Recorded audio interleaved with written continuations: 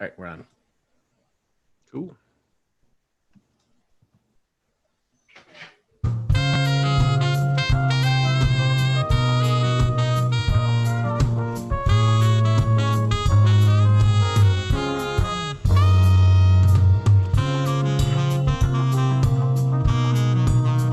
All right, we're on.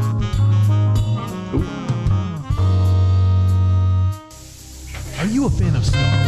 Star Wars Galaxy of Heroes? What about beer? If so, this may be the podcast for you. Brick, Yeah? you're talking like that again. Well, we are cutting an introduction for our podcast. Do you think we should maybe crack a beer first? I shouldn't. Do it. Welcome to episode 45 of Galaxy of Bureaus. If you're not sure yet from the music tonight, it is just the two of us, and we can make it if we try. On this jam-packed episode, we talk beer from Brew Detroit. Brick wants to tell you about his gas. Kind of weird. I mean, I had beans for dinner, but I'm not bragging about it.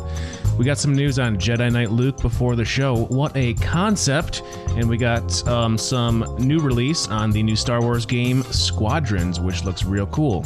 But first, let's jump over to the cantina.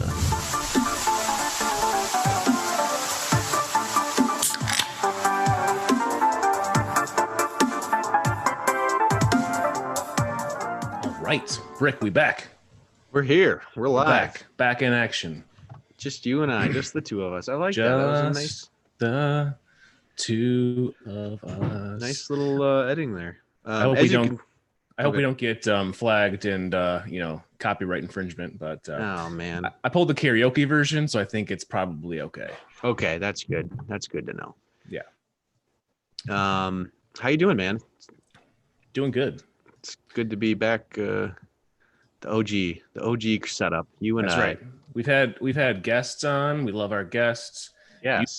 You've been on a ton of shows lately. Yeah, I've been doing that podcast hustle, man. That's right.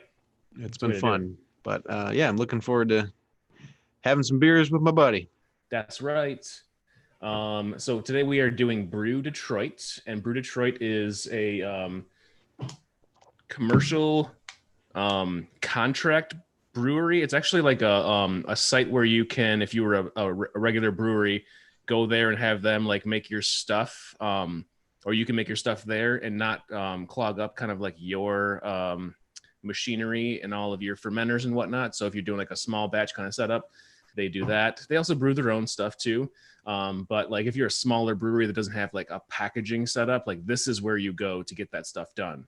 Because they have a ton of tools at their disposal. They are in the historic Corktown district of Detroit, Michigan. Their facility is enormous. It was incorporated in September of 2012. They built a brew house and bottling line in 2013 and then started packaging in 2014. Brew Detroit's 100 barrel brews are fermented in 11 400 barrel fermentation tanks, like just enormous ones. And they have two 200 barrel fermentation tanks. By comparison, mine are half barrel. So, yeah.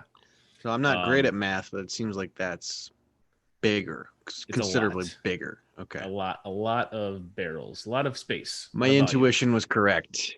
Yeah, exactly. But anyways, yeah, so like smaller breweries go there if they're doing a big distribution kind of thing, or big breweries, if they're doing a specialized batch, they can go there too, and they do their own stuff. They also have a tasting room on site. We are going to be starting with one that I have not had. It is a IPA. It's called Bring Out Your Dead. It's got a pretty cool looking label on there. Bunch of skulls. You did. Yep. This one was actually brewed for Detroit FC, the soccer team in Detroit. Nice. So it's like an exclusive, I think, for them, but they started putting it out too. So I don't know if crack it you open. guys noticed this, but I'm gonna drink this out of the Galaxy of Bureaus koozies I'm gonna we too. have here. Yeah. That also happens to be personalized with my name. But you know what? That's not just unique to me, just because I'm on the show. You too could also have a personalized koozie with whatever name you would like to appear on it if you become a Patreon subscriber or come on as a guest. That's kind Your of a name? loophole. We're can not have going my to have name? you on. You can have Brick's name. You can can have have your my mom's name. Whatever you want, whatever name you prefer. Absolutely. So Let's yeah, crack this guy open. Let's cracker. Shameless plug for our koozie enthusiasts out there. That's right. I just shipped out a new set of those yesterday. So Nice. it's got a good aroma. Slightly hoppy, not too hoppy. I like it. Yeah, it's good. This one is very light. Ooh, I got some grapefruit. There's definitely grapefruit in there. Yep. Nailed it. This one actually, they on their website say it's a session IPA. I don't think the packaging said session IPA, but it is a 4.8% beer, 38 IBUs. They describe it as crisp, light, juicy. And like I said, it was brewed in partnership with the Detroit City Football Company and the Faithful of Detroit City. Dry hopped with lotus and mosaic hops, lends notes of citrus, berry, and fruit, and finishing with a mild bitterness. This is a good summer beer. It's light. You're not going to get too fucked up when drinking it because it's kind of low. I dig it. I like that they come in pint cans though too. Yeah, I like the name more. too. Of course, a tip of the hat has to be to Monty Python. Of course. Yep. Which I've been watching that a lot lately, and liking different parts of it now that I'm older. I used to watch it in high school and pretend like I kind of knew what was happening and understood some of the jokes. But now as our humors like get more mature, it's easier to understand. I actually think the scene where King Arthur is going through like there's like a field, and then there's these he's like, "You there, madam," or something like that. He's a man, and their whole interaction is hilarious. Like he talks about how he found the Excalibur, and the guy's just tearing him apart. The whole premise.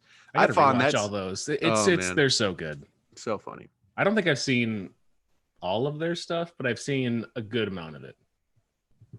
Yeah, I have dabbled with some other stuff, but Holy Grail is the Holy Grail for me. So let's get into it, man. There's some shit to talk about. We got to get through our boosts, our boasts, and our beers. I was so surprised that we got some information on Jedi Luke before the show. Yeah, me too. Normally it's like we record and then like either like an hour later or like the next day they release like the info, and I'm like, really? We got to go back and like re-record this now. I know I've been checking all day, like, because I heard today was the day. Like all day I've just kind of been popping in, and I really like being in Sir George's Discord channel because you get an automatic ping every time an update is dropped. Yes. So it's like I'm not missing. There's no lag times. Like, okay, I can go and look now. We got to set that up on our server. It's just like a webhook. I got to figure out how to do that. Okay. It's awesome. It's just like you put a new channel and make a webhook, and every time they release something, it automatically posts into the channel. That's sweet, man. I'm really excited. I'm a dumb person though, so I don't know how good I'll be at getting that set up. If anybody out there has some directions for me, just send them my way. Do you want to start? Want me to start? Go ahead and start. All right. So I unlocked gas. General Anakin Skywalker himself. Yeah, you did. That's huge. Yeah. Something you've been working towards for months and months and many months. months. And months and months. December. Yeah. December. 7 months. So yeah, that was great. Currently sitting at 40 out of 85 shards because I was short-sighted and did not. Yeah, it's hard to keep that stuff. I was using a lot of it up on gear for the characters that I needed for the event. Okay. And I wasn't too sure how geared I needed the clones to be for the event, for the ship portion of it. Yeah. So I just said, I need to get them gear 12 anyway, so I just kept spending a lot of that currency. So he's at gear 9 right now, 5-star, and I'm working on getting some pretty boss offensive mods, which the event itself really exposed a weakness in my mod game. Really all of my mods, you pick a stat, just my mods are pretty tough, which I'll get into later. But so yeah, excited to get gas. I dropped Gear 13 on Rex, which was cool. Gear 12 on 5s. My plan is to get all the clones relic, at least, low relic levels 1 or something. And then just slowly try to get gas up to Gear 11, so that when I do finally get him to be 7-star, I can get him relicked, and, Gear 12 and then relicked. Did you plan on getting all that like hoarded up so that as soon as you gear 12, you can like gear 13 and start relicking? I'd love to. Yeah. I would love to. I just don't know what farming is going to look like now that we have what the requirements for Luke are. Yeah. I really don't know. Like I literally last night was typing out, like trying to assess where I'm at, what I need to focus on going forward, because a few of my grinds ended. Like I also 7-starred Arc Trooper, so that is freeing up my Cantina grind finally. Yeah. And then I'm also now done grinding Hyena Bomber and Vulture Droid. They're both 7 stars. Nice.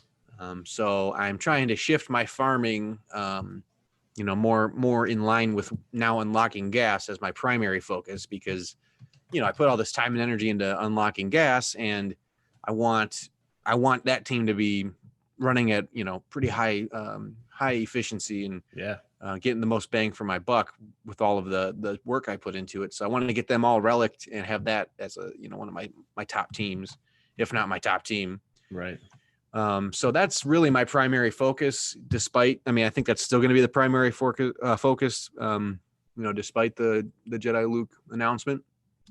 And again, prior to the Jedi Luke release or announcement, I was planning on going back and grinding, unlocking Jedi Knight Revan and getting Malak. Oh yeah. Yeah. But I don't know. I need to go off onto a mountain and ponder some things. Think about what I really need, what I really should be focusing on. It's a lot of get one currency though. Like you talking about like working on gas, but then also right after that working on Malak. Yeah. Like I don't know. That's a tough one to Yoda, swallow. Yoda and Wampa. Oof. Yeah. You're not kidding, man. Nah. So we'll get into it later, but. Do you have your Shak T built up yet? Gear 12. Okay. Yeah, not relics yet. But just because she's better in light side Geo than gas seems to be so far anyways. I do plan to I would like to relic her. And that's another byproduct of why I was focusing on gas, because I'm atrocious at the light side Geo TV. So I probably will do that. Other thing I did is I upgraded my Malevolence crew ability, let them come to the 8th and final level, which was really huge. It cost 150 prestige, and I kind of just happened into it. Like I have just been trying to farm prestige as much as possible daily. Yeah. Yep. For eventually when I do get Malevolence, to 6 and 7-star, I'll have prestige saved up so that I can actually level up those abilities.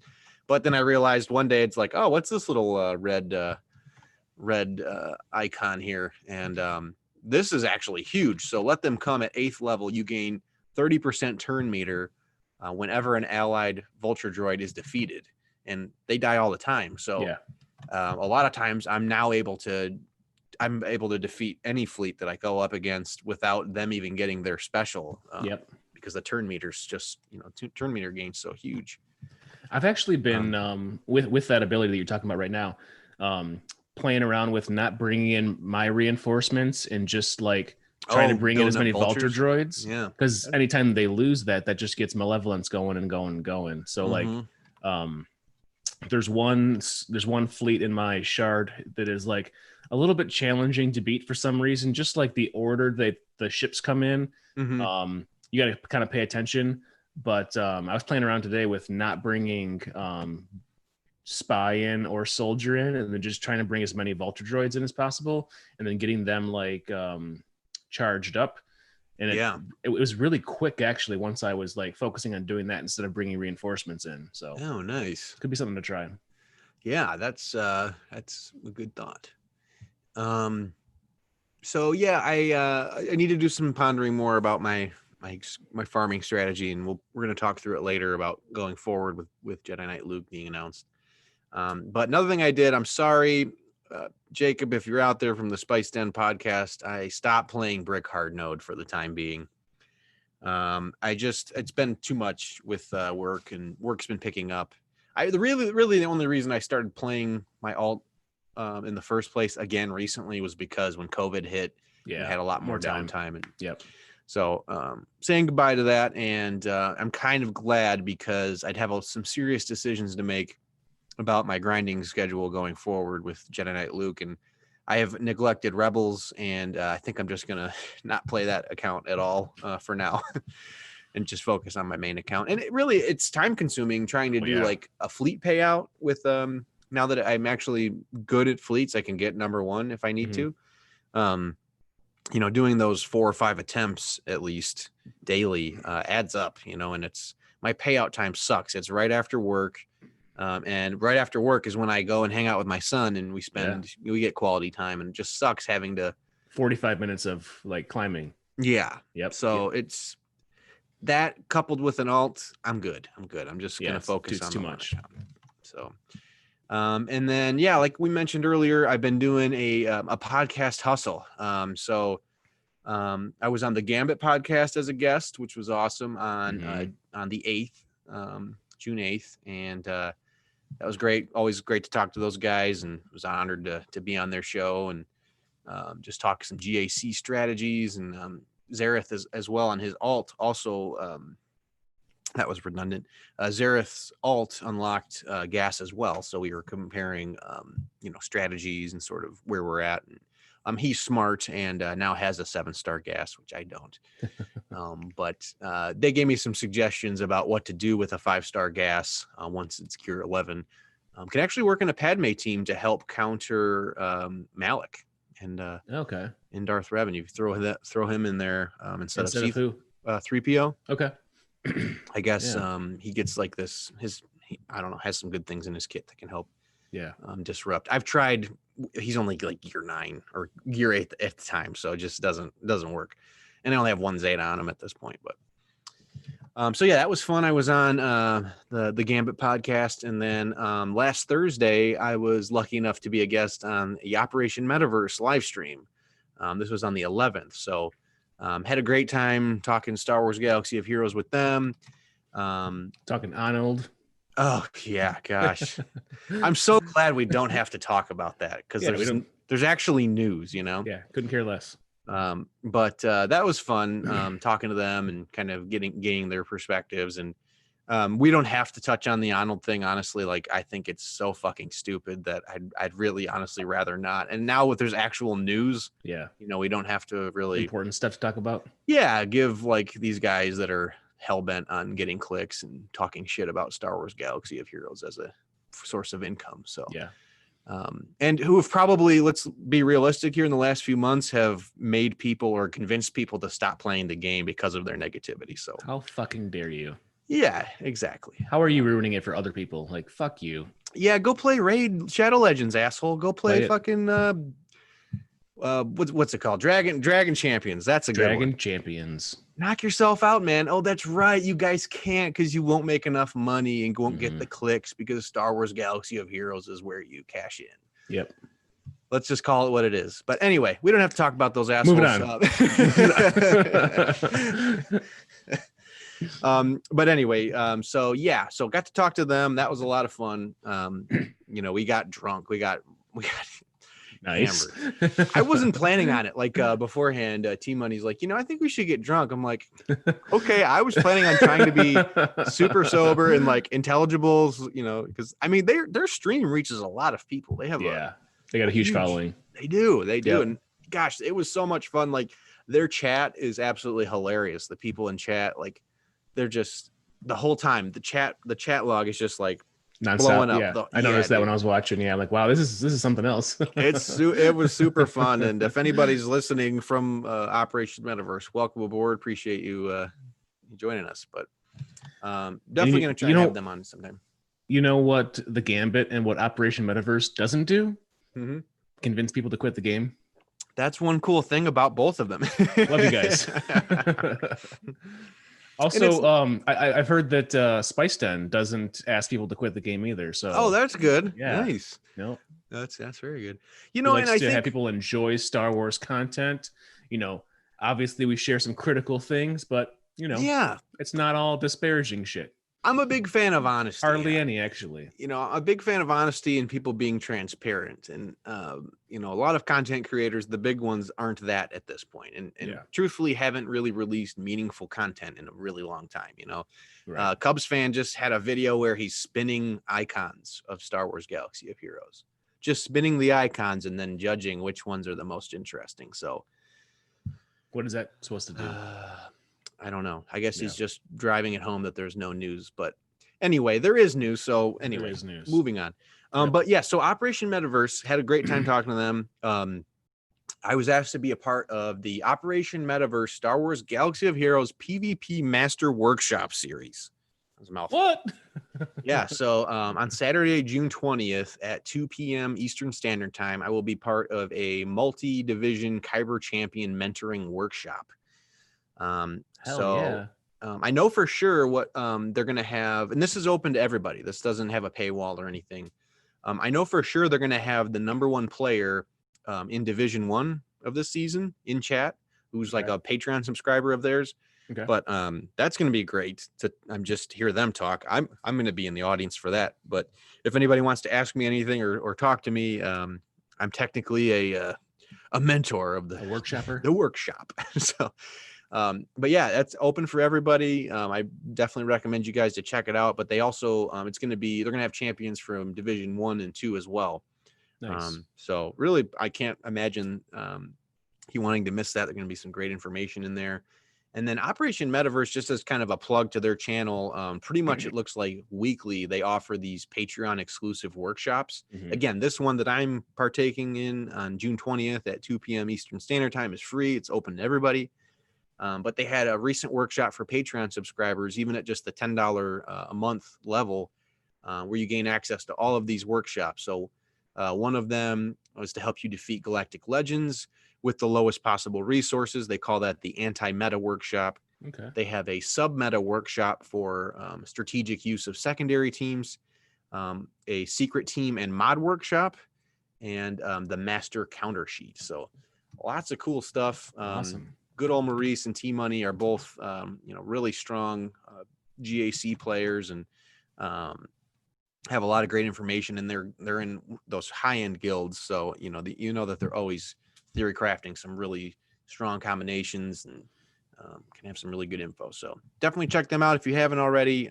You may be living under a rock if they're not on your radar, but really cool stuff. Yeah, I would say so. Man, that was a long boost, boast, and beers. Hey, I you feel did like a lot. That's awesome.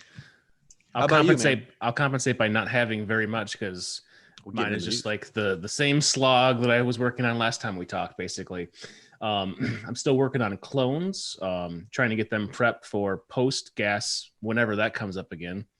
I think next time that comes around, it's probably going to be Journey Guide, which is fine with me because then I don't have to worry about like a time crunch. So I got Rex to Gear 12. Do you think really? Because I thought it came out in October or November of last year. You don't think the next time it comes around it's going to be Journey Guide? I think there's going to be one more. Okay, so one and then But maybe Journey not. Guide. Maybe Yeah. not, because in 3 months it would be September. I don't It's know. usually after 3 times that it comes around, right? I 3 thought or it was 4? a year, but I Okay. don't know. And they are kind of arbitrary when they release the events, so I really don't know. Yeah, I think I'll be ready regardless next time because I have most of it in the bag. I have to like do a little bit of upgrades on a couple droids, and then ships is the main thing for me. I just wasn't there on ships, Yeah. so I got Echo and 5s to Gear 9. I also 7-starred Arc Trooper, Nice. but I haven't touched the gear yet because I'm trying to do the other 3. Mm-hmm. Working on 60 mods for Sunfok, trying to speed his ship up a little bit. And I also want that team, just the Geos, to be more consistent in the Watt mission because last time was the first time that I beat that. I got Hermit Yoda to Gear 11. I'm going to take him to like a relic level. We actually had a gigantic day in recruiting today.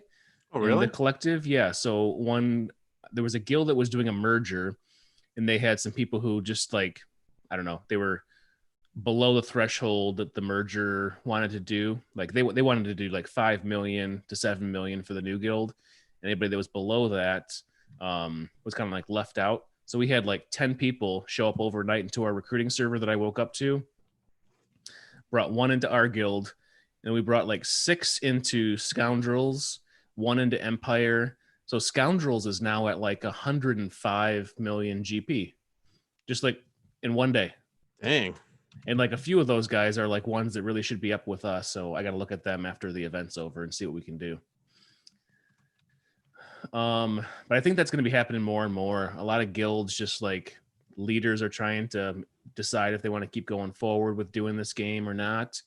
Some are merging, some are just quitting, and then the guilds fall apart. So I think that's going to be a thing going forward, is like a lot of like people trickling in from guilds that are folding. So I am still running my alt, and I got my first Gear 12 character, Geo Brood Alpha. And then I was sitting on a ton of slicing mats for like the 6E mods, like 600 mats to be able to the pulse modulators or whatever. Mm-hmm. So I just like upgraded like every single one of his mods immediately, and I still have like 400 mats laying around. So Nice. Also 7-starred Jedi Knight Anakin, and that was pretty much it. Nothing really substantial in the last 2 weeks for my account, my main account. It's pretty important characters, though. Yeah, working on the clones. So Spiced in Jake said that the first gas event was mid-October 2019, so gas should be journey guide next. okay, So yeah, either way, you'll be ready. I like it. And Rogue's in the chat. He said that Arnold would have to get a Wolverine costume or Captain America costume if he switched to Marvel Strike Force, or fucking. I would like to see that. If he went to Dragon Champions, he could get a cardboard cut out of like a whelp dragon and name it like Barry or something like that, and talk to that, and What about if he played Sorcerer's Arena and he got like a Darkwing Duck, like the little mask, that's and the cool. hat. Right. Oh no. Anyway, so let's get into the hard meat, man. Let's just fucking, we've been drinking some beers. We just get into it. Let's just talk about the news, man. Hardest meat. The hardest meat on earth this week. And it just came out like hours ago. Yeah, dude. That's crazy. Jedi Knight Luke Skywalker. Little man. You guys may have heard of him. Green lightsaber. Devilishly handsome. Murdered out. I like the art actually quite a bit on this. Oh, the art is phenomenal. The in-game art? I'm reserving judgment until I see the in-game art of his face, because honestly, when I lock gas, I just keep looking at his face and how fucking unlike Anakin. It doesn't look anything like Hayden it doesn't look Christensen. like Clone Wars Anakin. Like Kenobi looks like a clone, no pun intended, of Clone Wars Kenobi.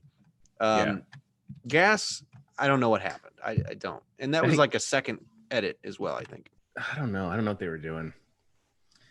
At least they got CG Spaniard now, and he knows what he's doing with the artwork. What's up? Shout out to CJ Spaniard. That's right. He's watching right now. Totally. So where do you want to start on this thing, man? So I'm on the Journey Continues for Luke Skywalker, which was like I think the first post they made. I don't mind. I feel good about explaining the requirements when we get to that point, so I can handle that portion if you'd like. That's the one that I'm on right now. So from June 18th to June 25th, take on the Empire on Hoth, defeat your greatest fears on Dagobah, and face your final test against your father on Cloud City to earn 7-star Jedi Knight Luke Skywalker. The Journey Continues event for Jedi Knight Luke Skywalker will take you through Luke's quest to become a Jedi Knight in The Empire Strikes Back. My favorite film. Sames. We will go through the kit, but a couple highlights of this character. He is light side, he's an attacker, he's a leader, and a Jedi. He counters speed-based teams with powerful leader ability. He grants massive buffs to Jedi allies with Jedi Will. And Heroes Arise calls all Jedis to assist and provides them with health and protection recovery. They suggest Hoda, Kenobi, Gas, and Grandmaster Yoda as synergy suggestions. And we know those are somewhat arbitrary. We don't know. Yeah, that doesn't really matter. We don't know what it's going to shake out to be, because at the surface, it's like, okay, well, I'm bastardizing my Padme team, my Gas team, and possibly Jedi Knight Revan team if I'm using these characters. But you got to see we'll too, see. Like in Light Side Geo, okay, Gas is not awesome. I mean, obviously, there's the one that like requires Gas and Ahsoka, but the Gas lead team isn't great. So if you can put him in with Luke, maybe it will be a more reliable 4 out of 4 team, you know? Yeah, I'm thinking more along the lines of GAC. If that right. is true. If that is the, those end up being the solid 5, which I doubt, but we'll see. I don't think it will be. No. So the required units, and if we didn't mention, this is a hero's journey, which is awesome, I think, in comparison to them doing potentially a legend. It's rumored it was going to be a Galactic Legend event. Yeah. So I think this is really smart, and I think it's welcome. I think I'm also glad it's not an epic confrontation, because I don't want to have to get it only 5-star and then have to use get 1 or get 2 on it, Yeah, I truthfully, I didn't look that far into it, but obviously, because I didn't save any get 1, but it's going to be months and months before I get a 7-star Gas, which is a huge bummer. I guess I didn't really fully realize that, you only get it at 5-star, and then, you have to, and the exchange rate for get 1 for Gas is pretty high as well. Every 1 token, I think, is like 380 get 1, just one, or 1 shard, just one shard. Yeah. But anyway, the requirements, so required text, the characters you need are a minimum of Relic 3. You need Commander Luke Skywalker, Rebel Officer Leia Organa, Rolo Tony Browntown, Tim and Eric for it, Captain Han Solo, Wampa, Chewbacca, legendary, Darth Vader, C-3PO, Lando Calrissian, and Hermit Yoda. I personally don't think that's that bad. I don't either. I really don't. I think that it's certainly just at surface, I think that it is definitely catered to tenured, experienced players. Yeah. Because if you just look at Wampa and Hermit Yoda, I mean, those two alone, if you may have one or the other, you may have both, but newer players are not. You can't just pull that get 1 currency out of thin air. I mean, that takes a long time. There's only every 2 weeks there's a territory battle generally, so that's not a lot. And if you want to maximize get 1, you want to be doing Sith Raid a lot, which if you're in a lower tier guild, you're not doing that. And you got to be doing Hoth, because you're getting more get 1 out of there. Yeah. Which the higher guilds aren't doing, unless like the guilds decide they want to go back to it. I don't know. I like Rogue in chat says, and here I was excited for another rock, paper, scissors game. It's at the dinner table. Right. Right. So yeah, I'm not mad at those requirements. I mean, there's also some ship requirements that seem pretty easy if you have the Millennium Falcon. Really not bad. I've got all the ships done. Same here. So they're just requirements are 7-star, any capital ship, Han's Millennium Falcon, and Wedge Antilles X-Wing. Yeah. So nothing crazy. Sounds more like it may be sort of a fluff phase of the event, perhaps. Yeah. Watch, it's the hardest one. Where are you on this? Like, what characters do you not have, or do you need to really work on gearing? So what I did, before the show, I made a spreadsheet. I've made spreadsheets before for kind of dissecting the Jedi Knight Revan grind and Malik, and then also the gas event before I started them, and when we had our episode of a long time ago, back in I think December, we were trying to figure it out. So I threw together sort of a spreadsheet real quick, and I can even put that online somewhere for people if they want to look at it. But what it basically does is it shows all of the characters that are needed, and then I plugged in where all of my characters are at currently. And then I also included a column that it indicates where you get these character shards from. So CLS, I have at gear 12 +2. Right now, I used to use GP levels. I don't know if that's really an accurate indicator of where a character needs to be in order to determine if they'll be Relic 3 or not. And that's just the requirement. So you're likely going to want them a little higher, I would imagine. Oh yeah, 2 ships. I'm sorry. So yeah, a capital ship and 2 ships. Rogue put in chat. So yeah, CLS is only gear 12 for me +2. And how about you? Where's your CLS? Is yours Relic? Not Relic, gear 12 +3. Okay. But I think I'm close on that. Like, it wouldn't be that bad to like just kind of knock it out. And that's a character that like I'm not doing it for the event. That's like a major team for me, like yes. I can usually 2 out of 4 in light side Geo most of the way. Not phase 1 because we don't have the platoon bonus yet, but I can usually 2 out of 4 with that team as long as I can keep CLS alive. So like if I relicked him anyways to Relic 3, I'd probably take him to like 5, to be honest. Yeah. It would get me, it would still do a lot of like good, I think, it's not a waste.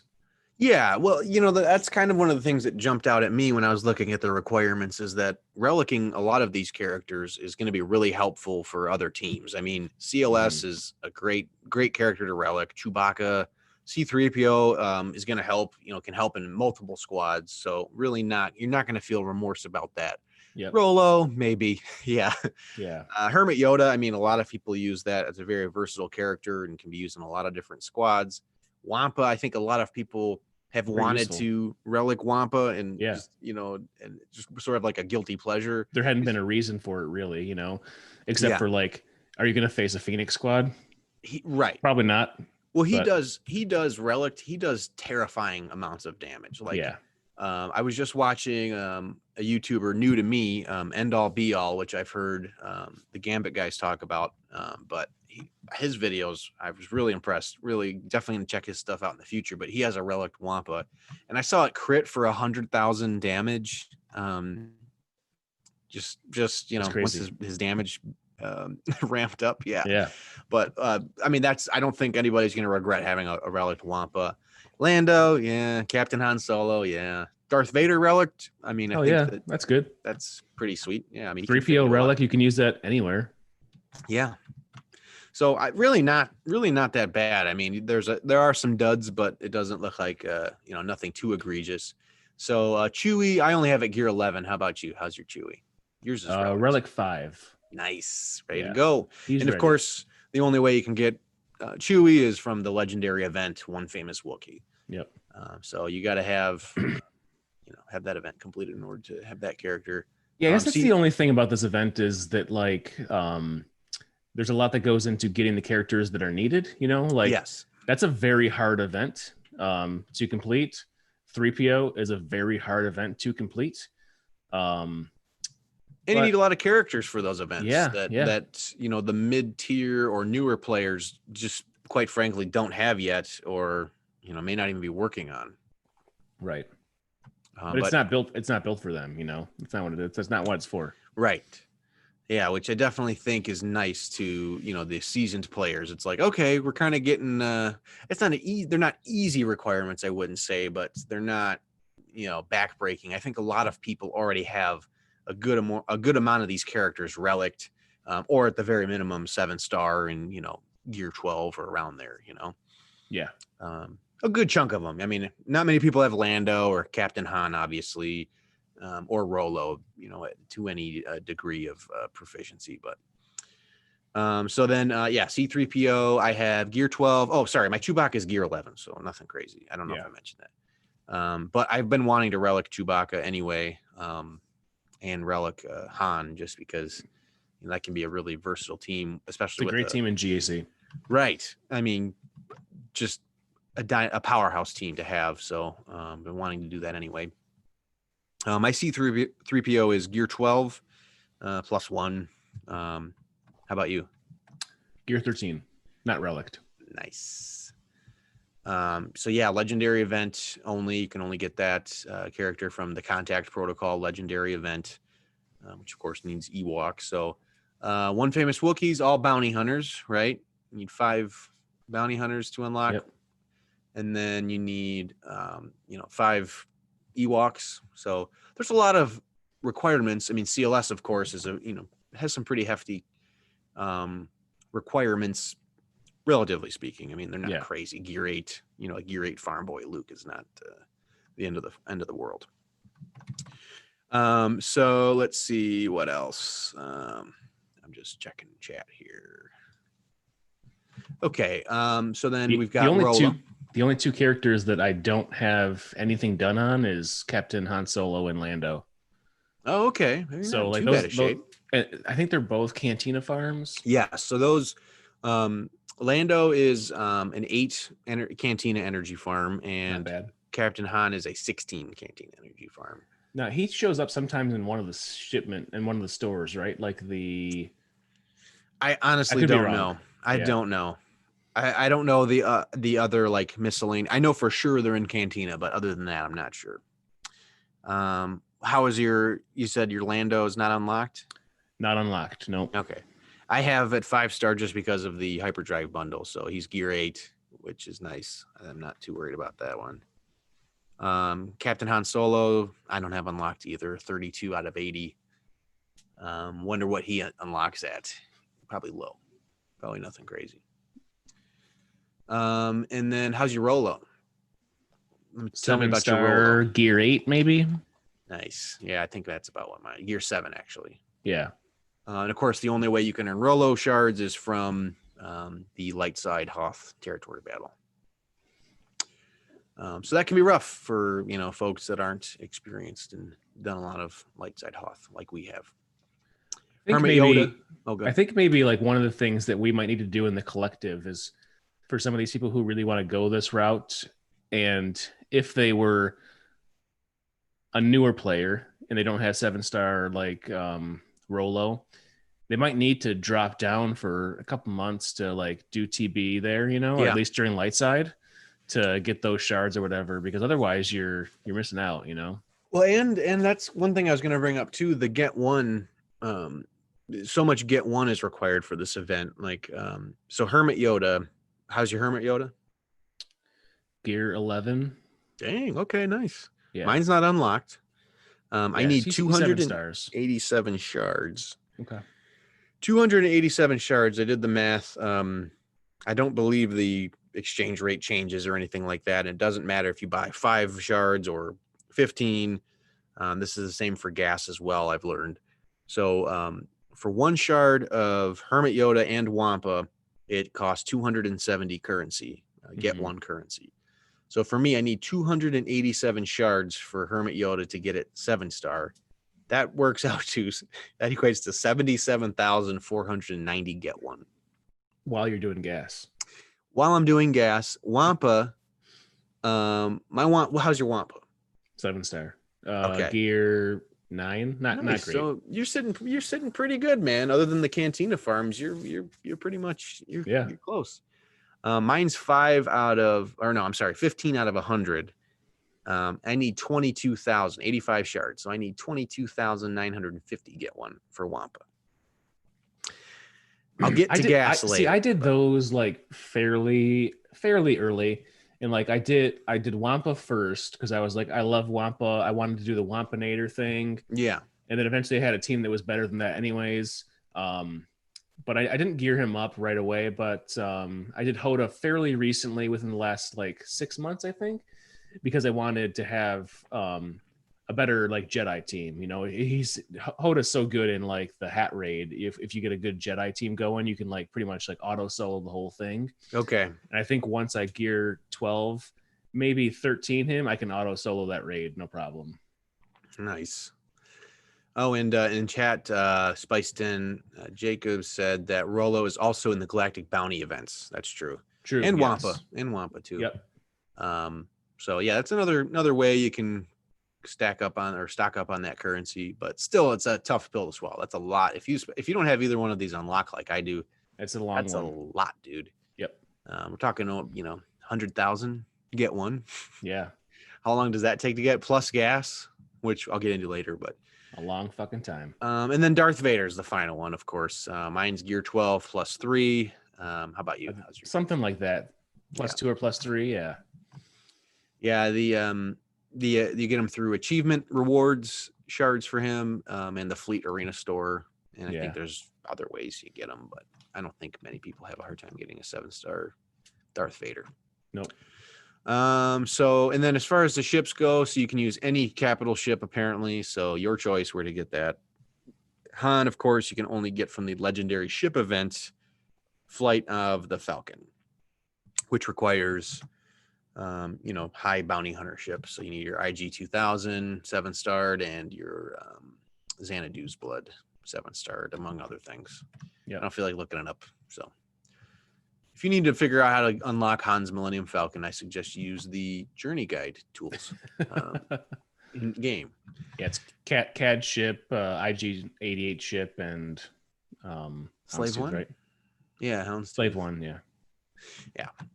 And Wedge, I don't know, his X-Wings in the miscellaneous stores. So It's a great ship. Like if you don't have Wedge's ship, get it. Like you won't be disappointed if you like run a home one as a secondary fleet. No big deal. It's a good one.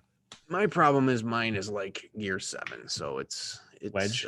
It's a glass cannon. Not even. It's a glass super soaker. It's just goes down like a bitch. Yeah.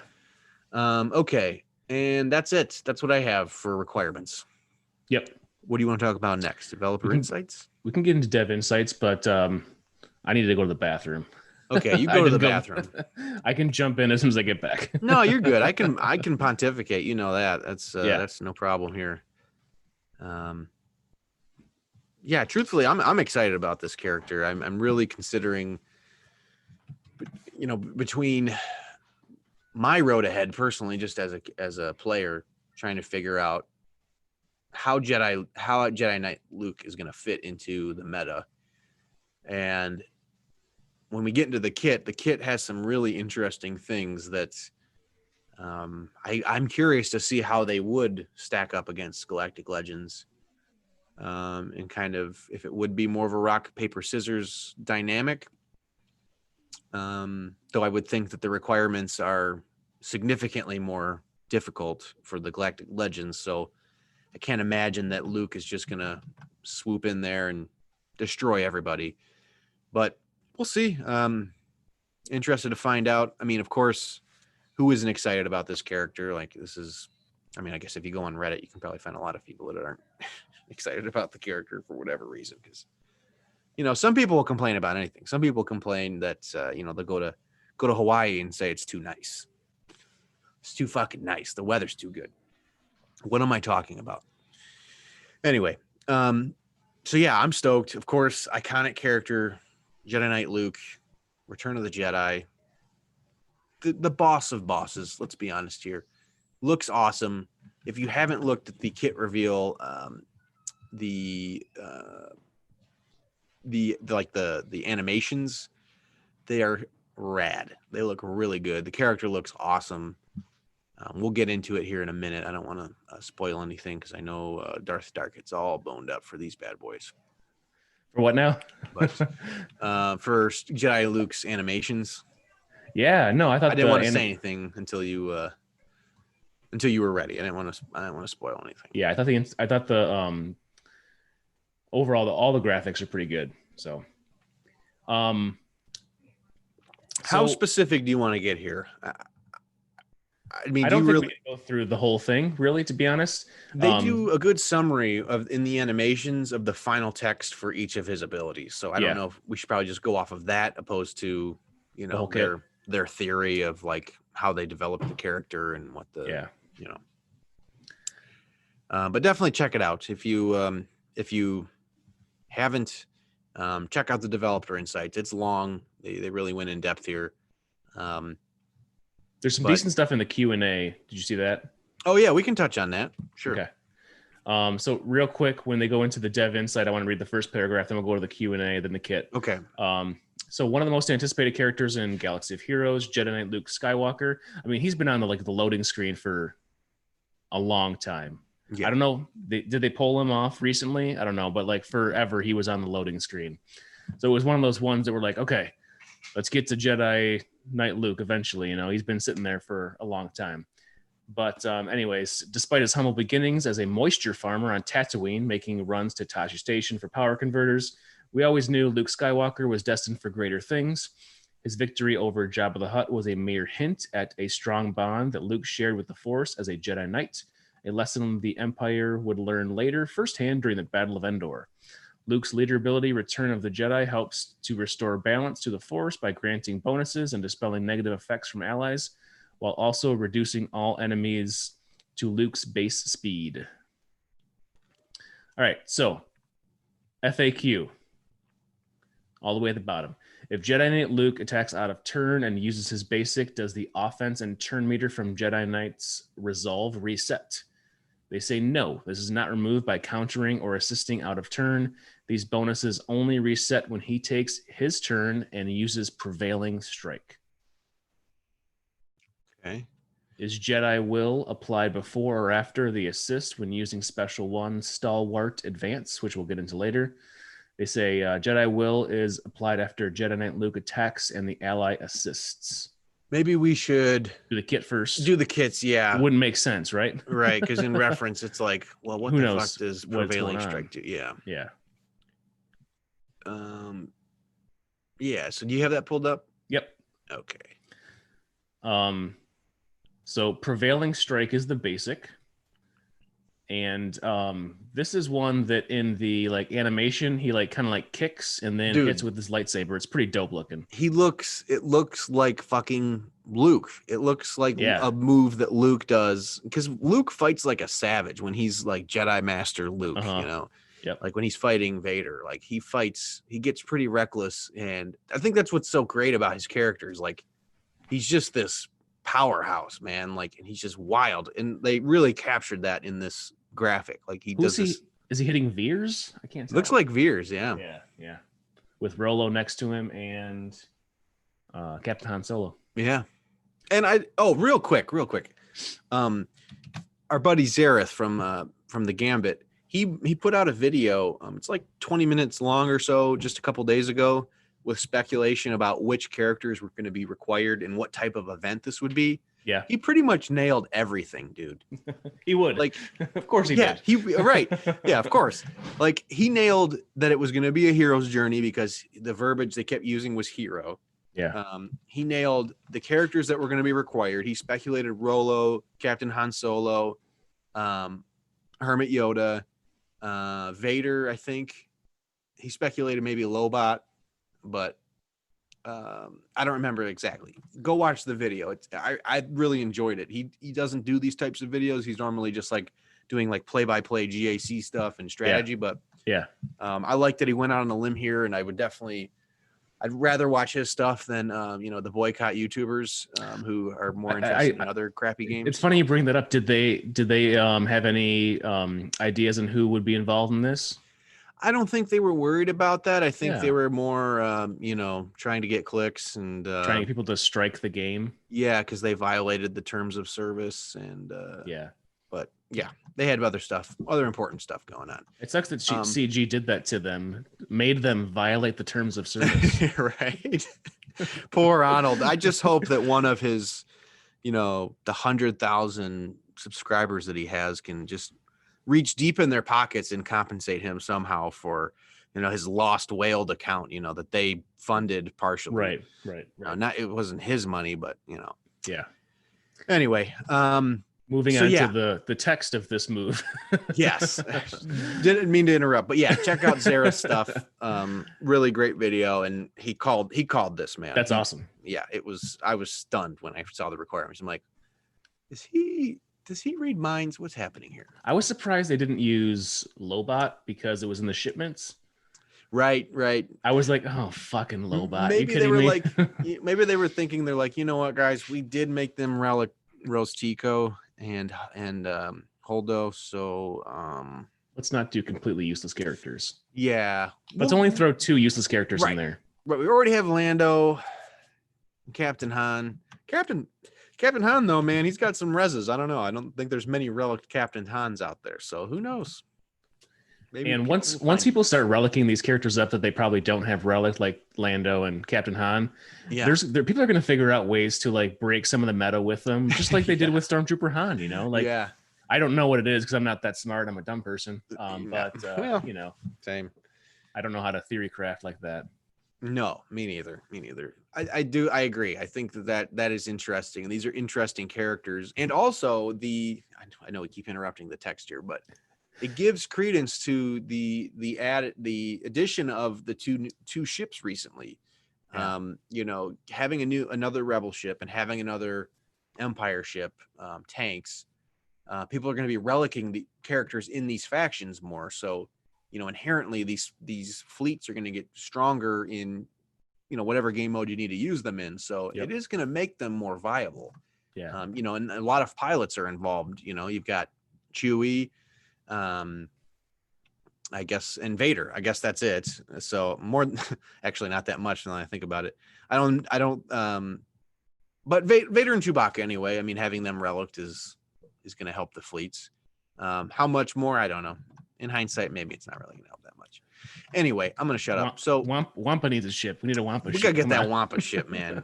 Everybody, you know, they don't give them credit. They just, you know, think of them as mindless beasts who, you know, just like, you know, eating rebel soldiers that have lost their way on a tauntaun, you know, but, you know, they have ships, man. They have aspirations. Okay. Yeah. One more interruption before we go into this. We're just going to start the kit reveal over again, I think. How's your beer? Oh, I'm almost done. Okay. I could get one. You want to get another one? Yeah, I already got mine ready because I drank mine and that's why I had to go to the bathroom. But okay, let me I'll go grab one. I'll start talking about it while you're gone. Okay. The next one is Cloud 19, and they have like a couple varieties of Cloud 19. This is a hazy IPA. Actually, it's a double dry hopped New England IPA, so not just a regular hazy. That means that they dry hop, throw hops into the fermenters 2 different times to get more of the aroma going. They on the label this one as an explosion of tropical fruit. It is dry hop with Mosaic and Haller Tau Blanc. I use both of those hops in some of my home brews. This New England IPA delivers a pillowy mouthfeel and a subtle white wine finish. It's got notes of mango, stone fruit, and tropical fruit flavors. This one is a little boozier than the last one. The last one was about 4.something percent, 4.8, I think. This one is 7%, but it's 19 IBUs. 19 IBUs is a little deceptive because when you're talking about the bitterness units, it really only factors in the bitter hops that are in the boil and not the hops that you get from the aroma of the dry hopping. So when you see 19 IBUs, you might think this one is like not super like hoppy, but it's perceived bitterness rather than aroma. So you can't always go off of the IBU units to give you like what amount of hops you're going to get, the aroma you're going to get. It's really just like the taste bitterness on your tongue, not what you smell. I'm just giving a master class on IBUs here. Oh, you're talking about mouthfeels and it's good. This one, they say that has a pillowy mouthfeel. I'll be the judge of that. Man, Cracker. I could say so many things right now. I'm just it's some the things that well, never mind. Not gonna do it. How does your pillow taste? What? I don't know. It's got a good aroma. Oh, Cheers. Yeah, cheers, man. Good to be podding with news and things to talk about. That's right. That's a good one. I like that one. Ooh. Yeah. I got a dark ooh out of me. It's, what kind of beer is this? This is a New England IPA. Double dry hopped. Definitely fruity. I'm getting a lot of mango. that's ooh. Do you taste the stone fruit? Oh, that was on the tip of my tongue, man. I swear. Yeah, it's definitely like a citrusy kind of thing. I like it, man. That's tasty. Is this is the same Same brewery. same brewery? Nice. Yep, Brew Detroit. Maybe when all this bullshit ends, we can Yeah, hit that tap room. yeah, dude. I don't get the white wine finish that they tell you that it includes, but it's a good taste. I'll give that one a 5-star. Yeah, that one I'll give a 4.5. No, I'll go 5. I'll go 5. Rogue commenting in chat. I bet EA are the actual ones behind the ban and not Capital Games. Also, China has put a ban on mobile gaming with Star Wars Galaxy of Heroes. So it was going to go bye-bye anyways. Which I did, T-Money brought up on the Operation Metaverse podcast that China is putting into legislation no online gaming for the whole country. What? Yeah. Yep. Get the fuck out of there right now. I know. Yeah, they're just, trying to stifle communication, it sounds like, and got to make people more productive, I guess. That's so shitty. Yeah, super. One of the drawbacks of communism, I guess, is they can do shit like that. Yeah, Rogue said Arnold got in touch with EA and gave them the ally code, not CG, and then he was banned. I don't think EA and CG communicate the best between each other, let alone to the community. Yeah, it's not surprising. So, yeah, I wouldn't be stunned. That's for sure. Who cares? We got important shit to talk about. Not Jedi Luke. Yes. Not to discount you, Rogue. Just yeah. I've heard so many people talk about Arnold, and it's just exhausting because it's stupid and pointless. Yes, Jedi Knight Luke. These animations are great. They are.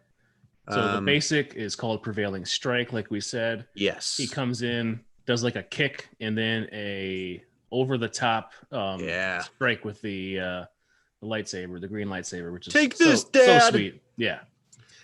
You were never here for me, Dad. It's impossible. I hate you. Wrong movie. Damn.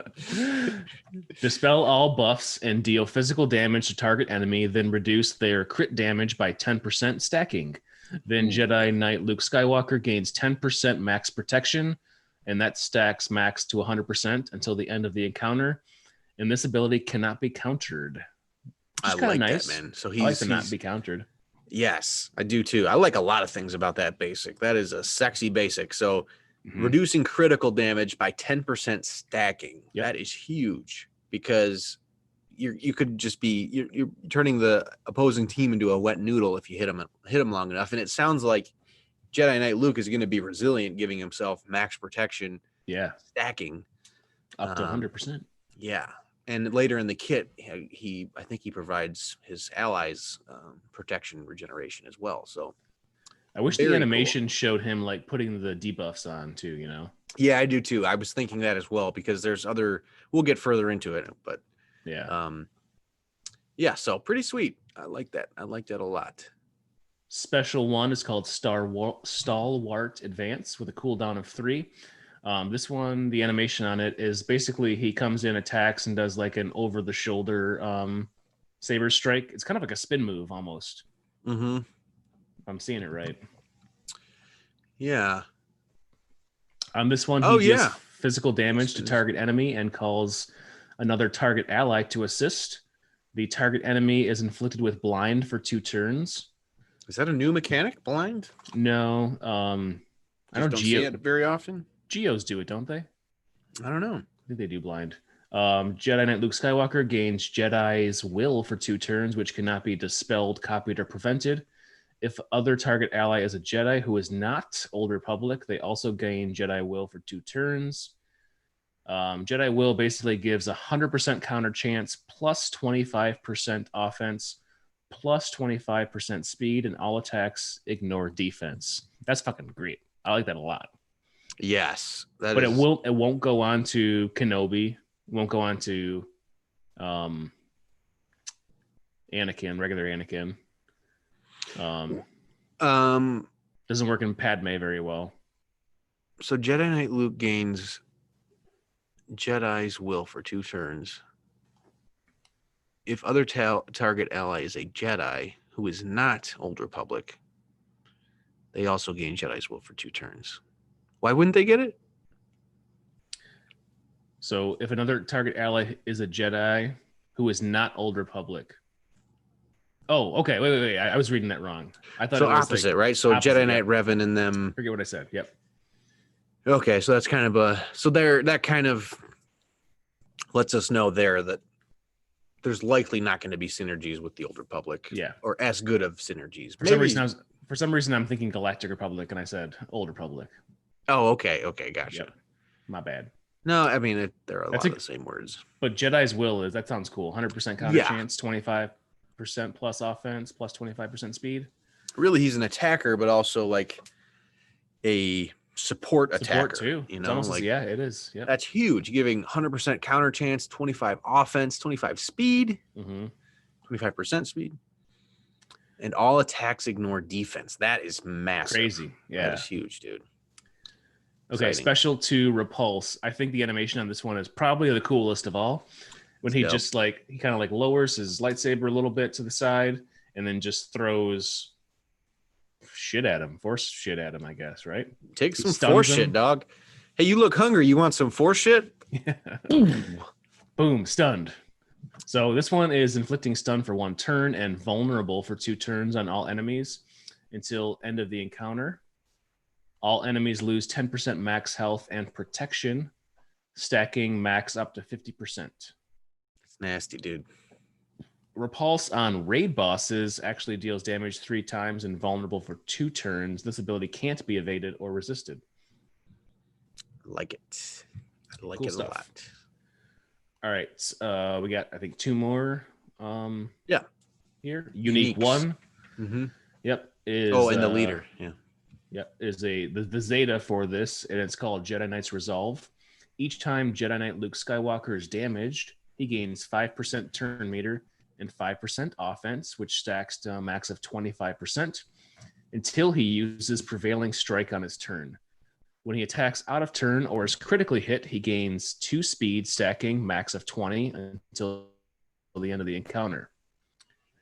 At the end of each other Jedi ally's turn, excluding Old Republic Jedi, Jedi Knight Luke Skywalker gains 10% turn meter.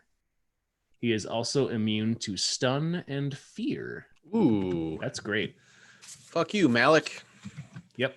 My question is, Nasty does that not come in until the Zeta, the immune to stun and fear, or is that like the Zeta thing, you know? Yeah, good point. That is okay. So this is sort of getting to Galactic Legend territory. I was kind of mentioning it when you were gone. Like, I'm curious to see kind of where Jedi Knight Luke fits in the meta. Yeah. And, you know, the requirements for Galactic Legends are much more of an undertaking, I would say, than these characters. I mean, arguably, if you're starting from scratch, but not even. I mean, it's only 9 characters opposed to 13 with very high relics. So yeah, I'm interested to see, man. But there it is again, that excluding Old Republic Jedi. So they're kind of driving that point home. I mean, again, we don't know with theory crafting and what people are trying and you know, the unintentional. Yeah, we'll figure that out. Consequences of just, you know, throwing different characters together. So. And Rogue in chat is in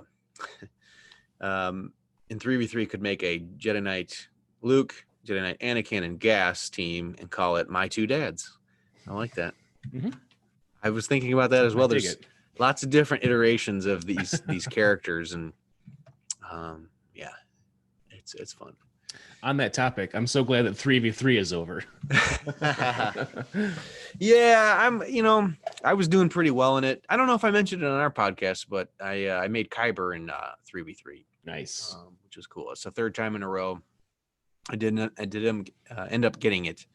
But yeah, I started to find things like that just started to work. You know, I had some reliable teams on defense, which I found to be much different than the teams that I set on defense in 5v5. So yeah, I'm a little sad to see it go, if I'm being totally honest, but it is nice to get back to 5v5 and I do feel like I know what I'm doing more than the last time we did 3v3. Like I learned for sure.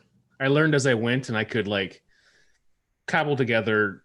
Okay, honestly like I was going like 2-1 Mm-hmm. at the end. Yeah. I couldn't win the whole thing, but for me that's not bad. Yeah, that I mean, if you're winning more than you're losing, that's always a good thing. That's a step in the right direction. Yep, and my matchups are shit, so tough. Right. Yeah. So, I mean, if that's you get the short stick there. Yep. So final one, right? The leadership. Yep. Leadership Zeta, called Return of the Jedi. Final text: all light side allies have plus Hold on. 15. It's called Per The Return of the Jedi. Come on. the Return of the Jedi. What did I say? No. Just Not that you messed it up. I'm just repeating. Oh yeah. It's a cool name. That's badass. Yeah. Yep. All light side allies have plus 15% crit chance and crit damage, doubled for Jedi allies. So they get plus 30% crit chance and crit damage, which is fucking awesome. Damn. Yeah. At the start of each Jedi Knight Luke Skywalker's turns, all enemies are reduced to his base speed until the end of the encounter, and their speed cannot be manipulated after their speed is set. His base value is recorded at the start of the encounter before any buffs or debuffs are applied. This leader ability does not affect raid bosses and does not activate if the enemy side also has a similar ability or a galactic legend. Damn. That's crazy. Yeah, except for the end part with the does not affect galactic legends. Right. You know, They have like 300 base speed. Yeah. At the start of the encounter, all Jedi allies, excluding Old Republic Jedi, gain the granted ability Heroes Arise, which is the last thing. Heroes Arise dispel all debuffs on all allies, then call all Jedi allies to assist, dealing 20% less damage. All Jedi allies, excluding Old Republic Jedi, recover 25% health and protection and gain Jedi's Will for 2 turns. Then Jedi Knight Luke Skywalker is granted 100% turn meter. So this starts right off the bat. Yeah. That's crazy. Yep. It is on a shared cooldown between allies who have Heroes Arise and is immune to cooldown manipulation cooldown of 10. Damn. So you start off with a bang with this team. Yeah. But at the start of the encounter, okay, so I guess really the dispel all debuffs, you're not going to start the encounter with a bunch of debuffs. You're going to, that would be more applicable for the second time you get to use it. Right. If you get to use it in the cooldown 10. So really, you basically just, all your Jedi allies assist, doing 20% less damage, and they gain health and protection, which they already have full at the start of the encounter. And then Luke gains a turn meter. I don't know what that means. That means he goes first, unless I don't know. Well, yeah, because he mitigates all the other everyone else's speeds. So to go again immediately, right? I would think. Yeah. So it's a lot of buffs going around. Yes. It's awesome. I like that the first comment is from Ultra. Disappointed that Boba Fett isn't flying in the background as part of Luke's basic animation. Man, you're really perceptive and good stuff. Picking up on the most important things about this character. So keep it up. Yep. Again, I was saying people will complain about anything. Granted, they were probably kidding, but the backlash on this character has been ridiculous. But is that coming from Reddit? No, it's kind of like all around, like I saw it on some of the community discords that I'm on for recruiting. Oh, okay. On the forums, there's a lot of backlash on this, and like people are like, I don't know if I want to keep doing this, but like this character is the thing that's making you want to not play this game anymore. Yeah, that's baffling to me because I do definitely think this is like a tip of a hat to the veteran players. Like, hey, yeah, you can get a sweet character, and you probably have most of these characters, but also, yeah, you got to do some work because I can't just give it to you for free. I was thinking about the boycott.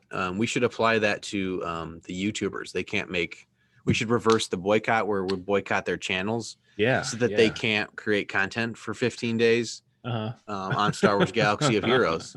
I think that's fair. We all unsubscribe for 15 days until, and if they make anything about it, it's, hey man, you're going it. And that's the funny thing is that given all of the latest drama, and then, the Star Wars EA or Capital Games comes out with this awesome character release, all of these assholes are going to be making videos and talking about. Totally. They're doing all of it. Yeah. They're going to bitch him on the whole time. And that's why doesn't he have a rebel tag? It's like, because you have CLS with a rebel tag and no Jedi tag. You don't get both. Right. And that's the funny thing too is, they're going to make these videos, and then they're going to talk about the kits, they're going to go through everything, and then they're going to, and I think a lot of people will think this potentially, that in one way or another, their actions, them conflating the account banning thing, and the cheater thing and the lack of content from CG, them conflating all of those issues is somehow one way or another lit a fire under CG's butt to release this content, which is so far from the truth. They hinted at this.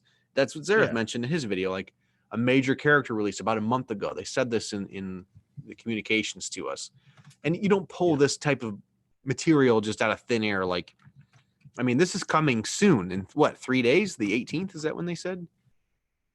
I think they said the 18th. Yeah, Thursday. That's when they typically start events. So, yeah. Anyway, yeah, I'm excited to go after this character. I really do have to think about what I'm going to be doing. The for me, like just thinking about it from a grinding perspective. You go ahead. Actually, I've been talking. What are you thinking? Is this affecting your grinds going forward? Like, what are you?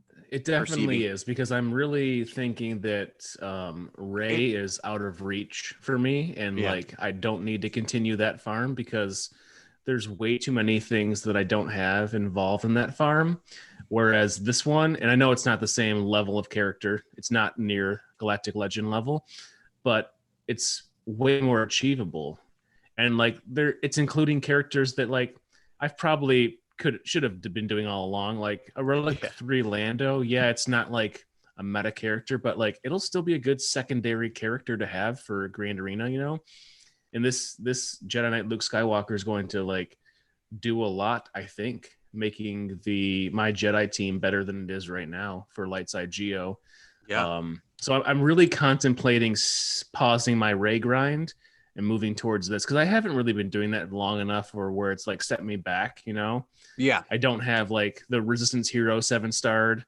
I've barely done anything with them. So like I'm not really losing anything, maybe like 2 or 3 weeks of shard farming those guys, where I can like switch gears right now, gear up all these characters that I have, and just like change my Cantina farm over to Lando and Captain Han Solo. I mean, I don't know. You're not far off, man. I'm not sold on doing it right away, but I think it's way more achievable for sure for me than the Resistance, the Rey thing, and there's fewer throwaway characters involved. You have strong Jedi to begin with too, so I mean, you're going to have options if you did go that route right away with team comps and trying to figure out where he fits best.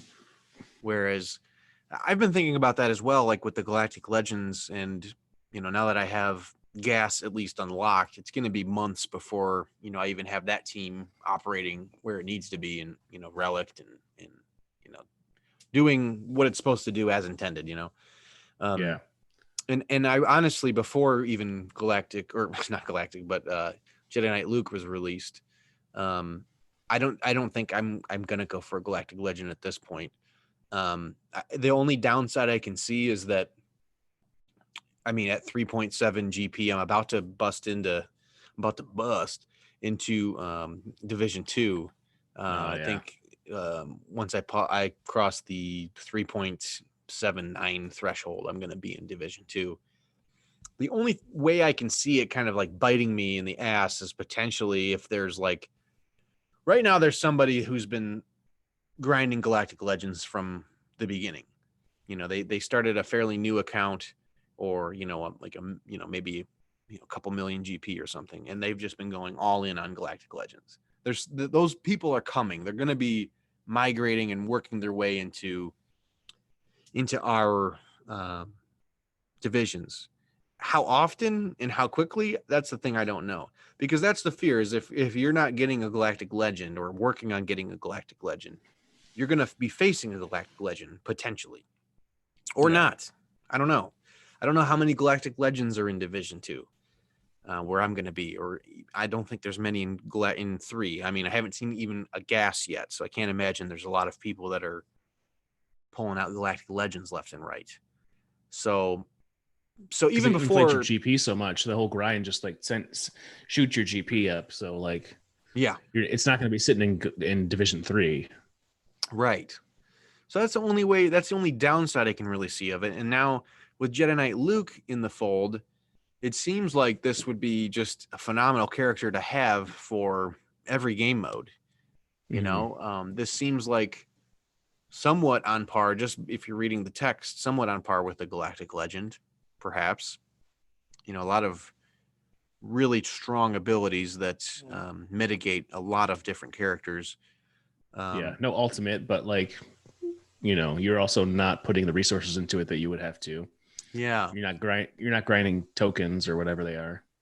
And just the cool factor, like just having an awesome character. Like, he looks awesome. His animations look great. Like, it just looks fun. It looks appealing, and it doesn't look like that insane of a grind, honestly. Like, I don't think it looks that bad. I mean, the worst part for me personally is going to be Hermit Yoda and Wampa. You know, we're looking at 100,000 get one that I would need. Yeah. To get them just a 7-star. I wonder if, you know, you have a guild who all pushes towards this character, and you can put up a zone in Territory War with a Rolo lead with like the secondary rebels, Captain Han Solo, Stormtrooper Han, Wedge and Biggs. That could be a pretty formidable like zone to face in Territory War too. Like, you know, so like you think these characters aren't super useful, but like you might be able to build a good team that could surprise some people for PvP too, you know? Maybe. Yeah, I don't know what their relic capabilities are. But that seems to be kind of a trend, you know, like with, you know, for a while in the lower Territory War, earlier Territory Wars, and like lower GP, we were facing a lot of like Old Republic zones, because a lot of people had been grinding Malik, and then you develop these secondary squads that are required to unlock, you know, more meta characters. So yeah, could be. I mean, that could be something that comes out of it. Different, lots of different combinations out there. Yeah. But it's interesting. If you guys want to comment in chat too, you know, like, what are you thinking? Are you thinking of, you know, stopping what you're doing and going all in on Jedi Knight Luke, or, you know, staying the course and then working on it, you know, when it makes sense for you? Because, like, for me, I mean, that the get one is going to be the biggest pain, because so for gas, I need 55,000 get one currency to get a 7-star gas. So I'm looking at 150,000 between those 3 characters, 150,000 get one currency that I'm going to need. That is a lot. Yeah. And I do, it's tough to figure out mathematically how long that would take, because, you know, so we get a territory battle every 2 weeks. That seems to be the trend, right? Is that what you, okay. Yep. So every 2 weeks we get a new territory battle. We alternate between dark and light. Depending on where your guild is at, depending on how many stars you get, you know, that could mean X amount of get one, or, you know, it can vary pretty heavily, and depending on if you take, I think if you select the Geonosian territory battles, you know, the get one payout and the amount of stars that you get,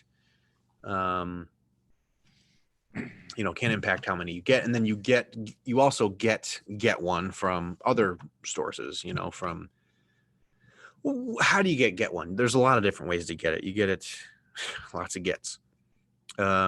Territory War, you get some, right? Yeah. Where Get it else from do you the get Sith one? Raid. The Sith Raid, okay, yeah, Yep. a little bit anyway, right?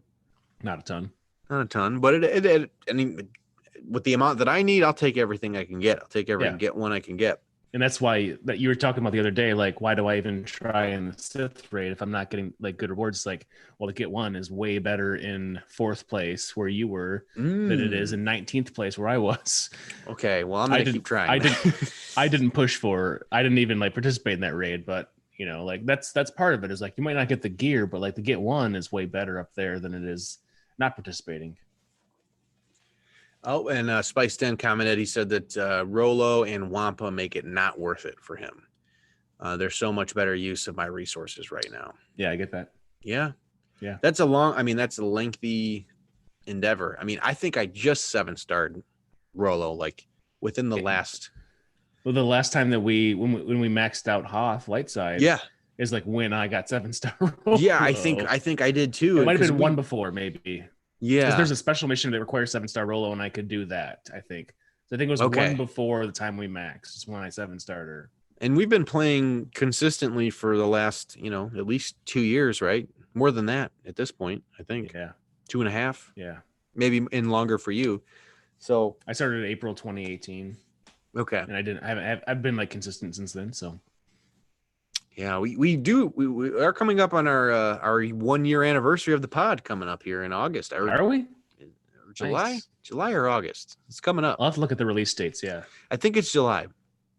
We got to do something special, man. We do. We're going to go over. We should do. That's the episode. We should do our Galactic Legends of beer. All right. Yeah. I'm down. Yeah. And then just revisit great beers that we've had over the year of doing this podcast. And sounds good. Yeah, so that is the hero's journey, the new character coming into the game. I'm excited, man. I'm personally excited. I know there's a lot of hate on it and people saying they're kind of done and they're fed up with CG, but it's one of those like characters, not necessarily like game characters, but just like canon characters. It's like awesome. Like I want to have it, Yeah. Well, I like the characters that you're going to be relicking as well. Like I've been wanting to relic my CLS, and Chewbacca for a while, and C-3PO, quite frankly. So this kind of gives me an excuse to relic those characters and Wampa. I mean, Wampa is going to be a great GAC asset at Relic 3 at least, and then you can turn some kind of a you're going to have relict characters, some kind of a relict rebel squad, with Lando, Captain Han, Rolo, and I already got a relic Wedge, so you're right. Throw him in there. Yeah. Now you got a suit, man. But yeah, Darth Vader too. Like, I mean, I use Vader pretty often. Maybe there'll be some new ways to use Vader. I definitely need to get more life out of my Empire faction because they're just kind of useless at this point for me. Well, that team is like pretty good for bug countering, so like if you had a relic Vader, that would even do better, Yeah. So. My problem is that by the time Brood Alpha uses his third special where he cleanses all debuffs on the team. Kind of screws it all up. Just negates everything that I put on there. But But yeah, interesting stuff. Okay, so did you have anything else you want to talk about that character? Not with Luke, no. Okay. I'm good. So now I'm going to recap now that I've had two tall boy beers, I'm going to recap my experiences with the Clash on Camino event. So I'll just go phase by phase. So phase 1 was really easy. This was the ship portion. So I beat it on the first attempt. And for reference, I have a Gear 12 at the time, Gear 12 Rex, like a Gear 8 or 9 Plo Koon R7 Jedi Knight Anakin, which was crucial, I think, for Edit 2 to just mess stuff up. Gear 12 Ahsoka, Starship, and trying to think what else. Nothing crazy. I mean, that's pretty much the extent of it. And I was using a Mace Windu, like a Gear 10 Mace Windu with just mods to get him over that 40,000 threshold or whatever you needed for the endurance fully maxed out. 7-star. Yeah, I think all the abilities though. Yeah, fairly. I can tell you because I sure as hell haven't touched it since the event. Why would you? Right. Capital ship. Oops. Mace. Yeah, mostly maxed out. Like I actually the crew ability is only 6, and then the first 2 are only 7. Okay. Actually, I only have 1 maxed out ability. The Fortune Favors the Bold. So nothing crazy, but it was really easy. Phase 2 is when things started to get a lot difficult.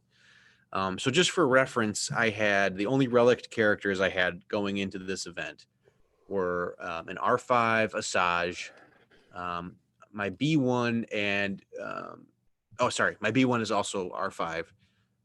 General Kenobi I brought up to R6 mid-event because he was dying too quickly. So I have him up to R6 now.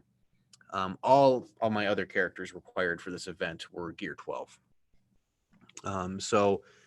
I spent 50 attempts on Phase 2, which I've been told is high. But I got it. I got it done. Got the job done. I think that a big reason that it took so long was that I didn't have the proper Zeta for Shaak Ti. Shaak Ti has 2 Zetas. I wrongfully assumed that I had the correct one, but I had her leadership, which helps for my clone team. But she has a Zeta that's it's called Heightened Reflexes. This is crucial because it allows Shaak Ti to have retribution every time. I think the way it works is that every time she attacks, I think she gains retribution. And so every time she gets retribution and she gets attacked, she attacks back and she dispels on basic. So that's huge because in the first event, you're using all your light side characters. So you've got Padme, Kenobi, Ahsoka, Shaak Ti, and I think I missed one. Here we go. Where did I go? Sorry, guys. Oh, and C-3PO. So those are the 5. So Padme, GK, Ahsoka, C-3PO, and then Shaak Ti. So that's really key, is because you want her to have retribution up as much as possible, because you're facing Grievous with two Magna Guards, 2 Droidicas, and a B2 unit. So those 2 Magna Guards are constantly taunting and preventing you from attacking and wearing down the Droidicas, which is your primary goal. So just as a caveat here, Sir George's videos work. His we had him on the podcast and he was talking about his different tutorial videos, but they work. But the thing that you need to do is you have to follow them to a T. So when he says, what speed you need, the turn order, crit avoidance mods, health and protection recommendations, they're not really everything. Yeah, they're not really even suggestions. They are mandatory. Yes, exactly. They're mandatory. I mean, if I wouldn't even go higher than them necessarily, because you're going to throw off the turn order potentially. You want it at the minimum to have the speed that he recommends in his videos. So that is the first thing you need to understand when you're going into this event if you're using his video. So he has 2 great tutorials for Phase 2 and Phase 4. I used both, followed them to a T eventually. Once I learned the hard way. So what I started doing initially, like in Phase 2, is I started modding out for the best that I could, quote unquote. So my results weren't good. I wasn't getting close. So what I was doing is, taking mods from all of my different characters, trying to get the recommended speeds. So like for Droideka, he recommends 210 speed, I believe. And I could be wrong about that, but I'm pretty sure it's 210 speed. This allows Droideka to go first before anybody, before the enemy team. Again, this is all crucial. So follow his video to a T. So I wasn't able to get 210 speed initially. And I was getting like close, but I was just like sacrificing my offense, ridiculously, like the offense for my Droideka. So in his video had 4,500 physical damage for offense. Mine only had 3,500 by the time that I got it modded to 210. So made it a lot harder for me to get past in phase 4 eventually when I talk about that. But so yeah, that's very important. That's the first thing you guys need to understand, is that when you are doing this event, you have to hit the bare minimum of what he's saying. You can't go in it under what he's saying. Like, so you really have to make sure your mods are tight, which I'll get into later. And so phase 4, I'll get into it here. This was a beast. It took me 120 attempts for phase 4. I counted, I tallied them up. I really did. I had an envelope, and I was just tallying up because I wanted to talk about it on the podcast and to share experiences and stuff. So, yeah, it was a lot. So, the key for me was putting a 6E crit avoidance mod on Magna on the arrow. So the 6E mod is crucial because it jumps up from like a 24% if it's a non 6E mod. It jumps up to like 35% or something like that, like a noticeable difference. And this is key. Once I added that, I was having a much higher success rate in the raid, and I think I probably beat it, or not the raid, the event. I probably beat the phase after maybe 10 attempts once I did that, among other things, tinkering different mods. So I learned a few things out of the event by pulling all different mods from my whole roster that apply to GAC and just like PvP in general. And that is that my mods suck. I mentioned it earlier. I really have poor 6E offensive mods overall. Like I mentioned earlier, I had a hell of a time modding Droideka properly. Just to get the 210 speed, I had to use a speed set instead of an offense set, which, obviously really reduces her offense stats dramatically. That's not recommended, but that's what I had to do in order to reach that 210 speed. And again, I think that's pretty firm. I would always direct you to Sir George's video to get the specifics, but I couldn't hit the 210 speed for Droideka any other way with my mods. I tried. So in summary, if you didn't get gas this time, make sure you're prepared for the next time. So I know BFL, our co-host, he's been on the show before and a longtime listener, didn't get it around. Sorry for you, buddy. It was just unfortunate, but you're going to definitely get it next time.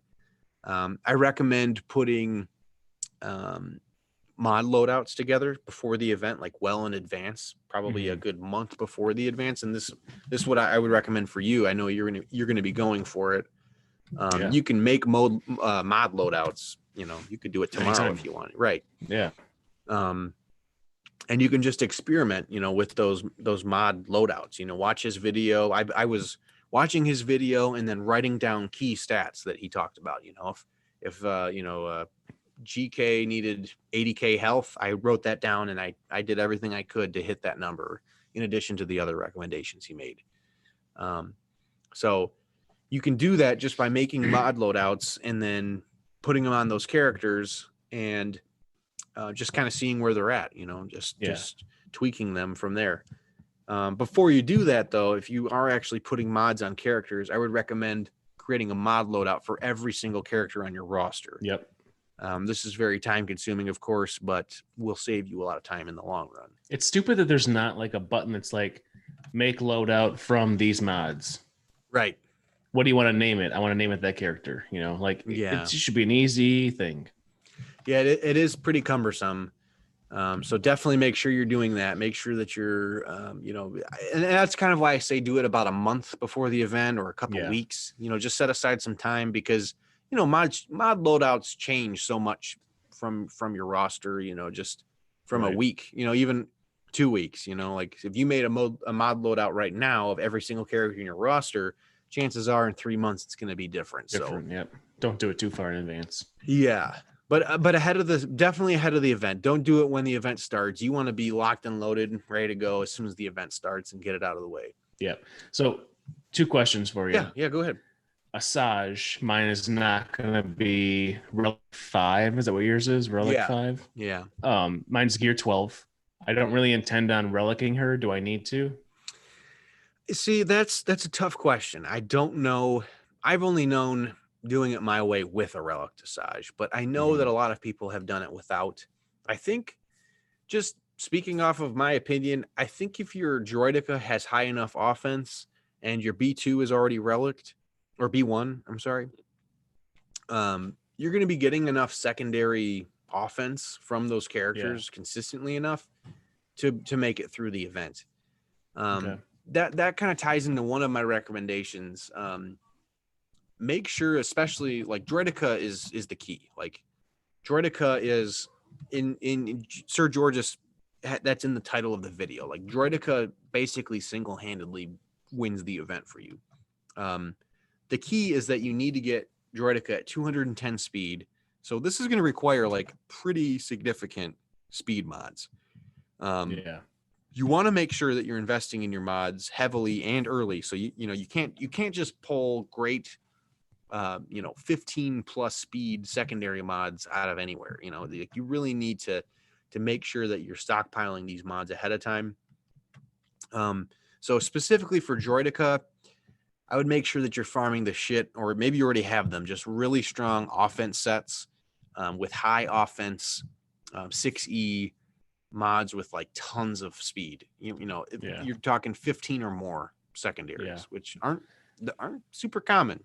Because my Droideka now is very slow. Like that's like how you want him in a Grievous squad, Exactly. He's like 91 speed. I don't have any like speed stats on him. That ties into I think it's his unique, maybe. Like there's some benefit of having a super slow Droideka in PvP, but like for this event, you need like a super speedy Droideka with lots of offense, as much offense as you can muster. Like don't do it with speed sets like I did. I would have. I think I probably would have cut my attempts way down had I not done that. So here's just some tips for the event.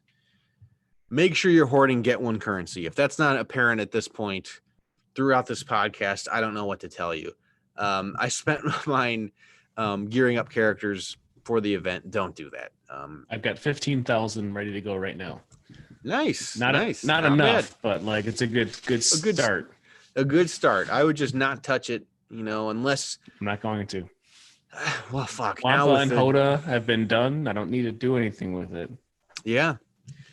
Maybe if you need some stun guns, like I know Zareth, that's the strategy that he used. He'd only buy stun guns and like one other piece of gear if they came into the Get One store. But I was using it for literally anything that I needed, for those characters to get ready for the event. Yep. So yeah, don't be like me, because again, I need 55,000 Get One currency still to get gas up to 7-star, which is going to take a lot of time. Yeah. And like I mentioned, make sure you're investing in mods. And that's why creating the loadouts ahead of time is really important. I would make sure 100% that, mods don't come into your inventory overnight. Like I was lucky enough that I was able to make it work with what I had. I had to spend crystals, a lot of crystals, putting 6E mods on stuff just to try and get the stats to where I needed them to be. Like you do not want to be in a situation where you are in the event and your mods aren't good enough. Like that's such a horrible feeling. Because then you can't do anything. You're not gonna just like go into the store and just buy some. It's not how it works, Exactly. You gotta be. Like, it might be one thing if there was like a real cache, like pack you could buy. You know, it's like, here's the Droideka mods, but they're $20. Right. It's like, I guess I'm throwing $20 at this right now, but like that's Yeah. not how this works.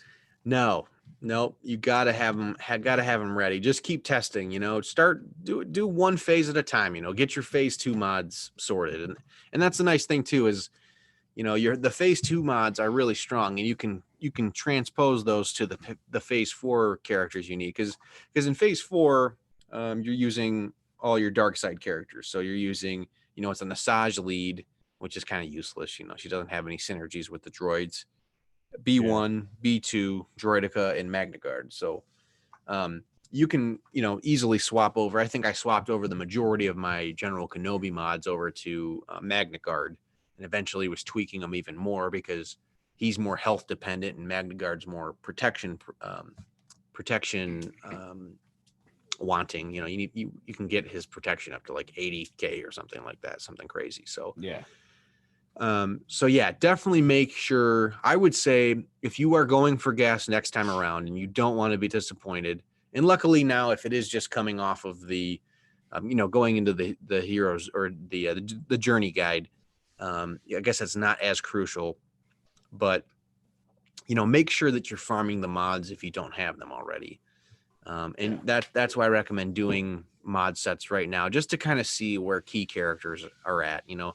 At least have Kenobi, you know, super healthy, tanky, fast, and same thing with Droideka. Make sure it's super offensive heavy, as much offense as you can muster while maintaining 210 speed, or, you know, or whatever Sir George. My Kenobi's Relic 7 with all 60 mods, so hopefully that's good. That's important, and that helps. You know, like I had some characters that were higher than what Sir George's had, and I didn't have to use as many mods on them. So that's something to think of as well. You know, if you have a lot of these characters and you're over geared for it, then you don't have to be as strict with your modding. You know, like Asajj, I didn't have to mod very hard at all because she was already Relic 5 and you know, really strong. So is the phase with Droideka like you're talking about, does that include B1? Mm-hmm.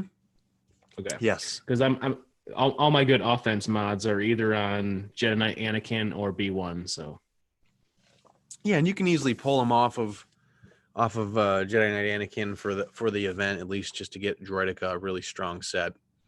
Because really Droideka's stats are the most important for that event. Okay. Well, for that phase, like that's got to have crazy amounts of speed. It takes a lot, man. Like it really stretched my entire mod inventory to match these sets, and I regret it. Had I known, I mean, think about that. You know, you need to have. What are your crit avoidance arrows like? Do you have any 6E crit avoidance arrows? Probably not. Right now, I don't. Right. So like you want to get a crit avoidance arrow that has tons of health and protection as a secondary, and some speed if you can find it. So you're looking for very specific things that you probably aren't looking for right now. You know, most people, when they're looking at mods and slicing up mods, they're looking for offense and speed secondaries, but you need some beefy speed, health, and protection mods as well, which hopefully you have like on your, you know, your tank characters like Kenobi and, you know, whoever else you use as a tank in this game. So that would be my advice for the event. Can you think of any questions that you're curious about?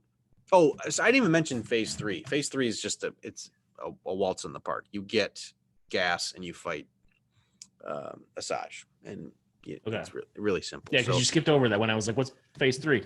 Sorry, it's nothing. Phase 2 and phase 4 are by far the most areas of focus that you need to really think about and be prepared for. My other two that I was worried about was C-3PO. I got him gear 13, and I got Shock T at gear 12. Do I need to work them up? I don't think Shock T. People even do. I had a gear 12 C-3PO, wasn't a problem. I've heard T-Money talk about somebody who did the event with like a gear 8 Shock T or something. I don't recommend that. Gear 12 is plenty. As long as you have that Zeta that gives her retribution constantly, it's going to be a world of difference for you. You're going to waltz right through phase 2 if you have that and you meet the requirements that he sets forth. Okay. I mean, I'm gonna like relic the Shock T anyways for the clones, so I can have it, But Couldn't hurt. I don't know where I'm gonna be when the event comes back around, but I don't want to push it if I don't need to, No, I don't think it's an emphasis. I mean, if she's gear 12 with that necessary Zeta, you're good. I'm gonna open this guy up that you gave me the other day. Oh yeah. Natty Light Aloha Beaches Seltzer. That's right, man. Hopefully it's good. I like mango. It's very mango. I saw it in the grocery store and I was like, you know what? I need to. Yeah, that's pretty good actually. Is it good? Yeah, it really is. I bought like a cherry one that I had for myself and they tasted like cough syrup. So no, this one tastes good. This is nice. I don't know if it's Bud Light seltzer quality. The mango we had that one time. That one's legit. It's that good one though. is legit. Yeah. Nice. So so just kind of Star Wars Galaxy of Heroes unrelated, but Star Wars related and video game related. EA announced the release of Star Wars Squadrons. Yes. Do you want to touch on that? Yeah, sure. Let me pull up the release on there. We didn't know a whole lot about it until yesterday, I think, when they released like the full trailer. The trailer looks awesome. My only complaint about the whole thing is that it's not on any of the systems that I have. I have a Mac, I have a Switch, I have a phone. I don't have an Xbox, a PlayStation. I don't have Steam. I think they're doing it on Steam too at some point. I can't imagine most of that is actual game footage, though. Like, yeah, they probably make not. It's like fancy videos.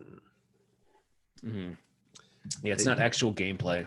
Yeah, I mean, some of it I would imagine is, but like, the characters walking through the hangar and stuff, like that can't. Maybe not. I don't know. But if you want to watch full gameplay reveal, it'll be on EA Play Live June 18th at 7 p.m. Eastern Time. And if you're not stupid, this is about fleets. The whole game is about being in the ships, fighting with the ships. You get to protect the galaxy by going into skirmishes with the squadron that you build. There's a lot of like customization that you can do. I think it actually kind of starts on Yavin. You can master legendary starfighters, take control of different starfighter classes from both New Republic, Imperial fleets, X-Wing, TIE fighters. You can modify. You can divert your power between systems.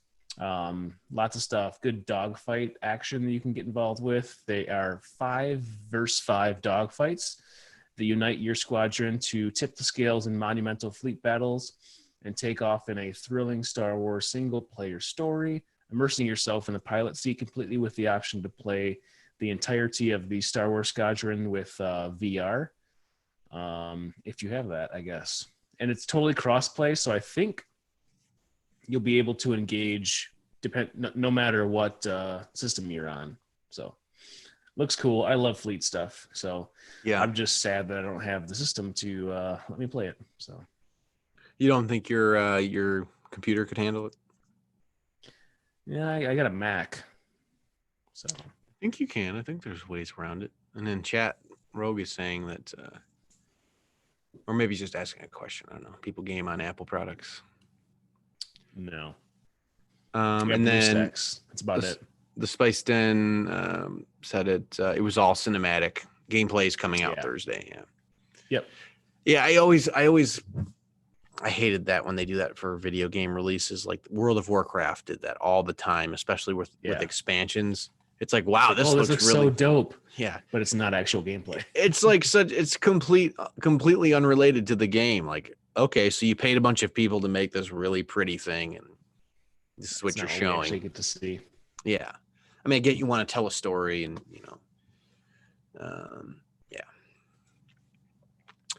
That's about it, man. That's all I pretty much had.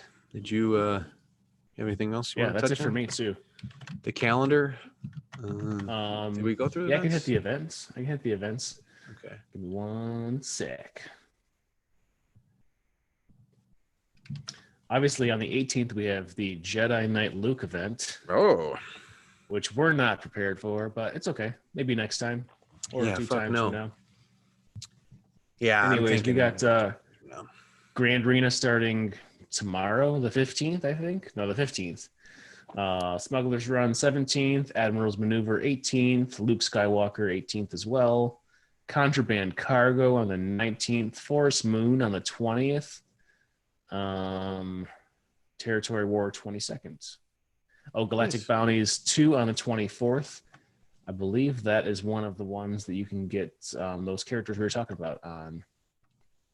Nice. Oh If yeah, I'm- definitely if watch I'm not that to make sure mistaken. you get the characters you need for the event. If you're I going never for know. I never know on the Galactic Bounties which one goes with which characters, you know? Yeah, So this is Galactic Bounties 2. I always go for Wampa. I'm like, I need Wampa, Yeah. so I'm just gonna. Yeah. No one else looks appealing to me, so. Well, that's it. Yeah, Thank you all for joining on the stream and chatting. I appreciate you guys. Hope you enjoyed hearing us talk about some real news. If anybody wants to send me a PlayStation 4 or Xbox 360, I will just DM me. I'll send you my address, and I can play Squadrons. So I have a PS4, so if you want to come over and play Squadrons, I'll get Squadrons. We can do some. hell gaming. yeah, that sounds It'll be good. fun because my PS4 collects dust at this point, so Yes. so that would be nice. And like we mentioned before, if you become a Patreon subscriber, you can get your own Galaxy of Bureaus koozie. Check that shit out. Look at that thing. You could With even whatever get name you want on it. Yeah, we'll personalize it. So one of the advantages, and and that's any level of support, right? Yeah. Yeah, $1, 5, 10, 15, 20, whatever. Yep. But we Send us appreciate you beer, We'll guys. send you a koozie. That's cool too. Yes. Yeah, exactly. So we definitely appreciate you guys. Hope you have a good rest of your night. Take them out, Dark. Don't drink at hyperdrive. Follow us on the things. All the That's it. things. Yep. Discord. All that shit. Rick's going to be on 9 more podcasts next week. So No, I'm taking a brick look hard out for nap the after that. announcements. You Other need than, one. just a reminder, I am doing that workshop with Operation Metaverse on the Yep. 20th. So that's this Saturday at 2 p.m. Eastern Standard Time. It's going to be, they're going to have Kyber champions to talk to you guys and provide any insights.